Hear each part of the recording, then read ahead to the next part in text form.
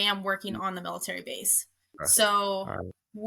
I work with a lot of Americans, of Mm, course, because we're on military. Of course, we do still have locals, so we do have a lot of like Brits that do work on the base as well. But I'm mostly just with Americans. okay. So, how is there any difference to being an aide in on a military base versus not on a military base? I don't know if you know that at all or if you've had any experience on Um, both ends. I don't have experience, but just talking and associating myself with the other teachers and just the kids are they grow up like in a different like structured mindset because you have these kids that are moving every 3 to 4 years, so Mm, they know a lot about change. They know that they're there to get their work done. They try to make friends, but they know like 3 years I'm going to be leaving. I'm not even going to graduate with the same people I grew up with, like stuff like that.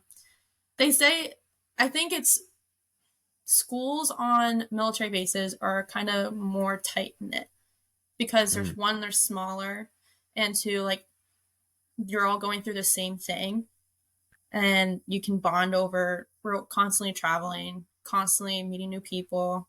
This isn't my home. Like it is your home, but you weren't born here. Um, yeah. so they always do talk about that. It's like a lot. They're more united, um, and like you talk to everybody. Everybody knows each other outside of the school because you all basically live right near each other. But Yeah. just from their experiences talking to them, like from working at like a public school in the States, way more kids, not as tight knit with the kids. You don't have that connection or that personal connection with them as much as they do on a military base. Mm. And how do you as an aide help those kids through that? Like I know they're definitely strong-willed kids and Yeah. strong-minded kids, but you as, as an aide or as a teacher, whichever, someone may be, you have to help them get over that and help them still have a childhood even though they're kind of forced to grow up a little bit. So how do you Yeah. go about that? So whenever they're struggling, I always tell them it's the bigger picture, but you also want to enjoy the moment. Stop thinking in the future because you're always going to keep moving forward. But if you keep thinking like, oh, I'm going to leave in 2 years, oh, I'm going to leave in a year, or I'm leaving in 3 years, you're never going to enjoy what you got going on right now. So we always Mm, tell them, enjoy your senior year, enjoy your junior year, just enjoy it.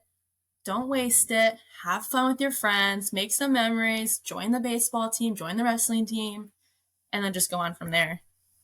mm. How does prom look on a military base? Is there like um, Small. They Yeah. usually their prom they did here, it was like in their school gymnasium, but they like made it all nice and cute.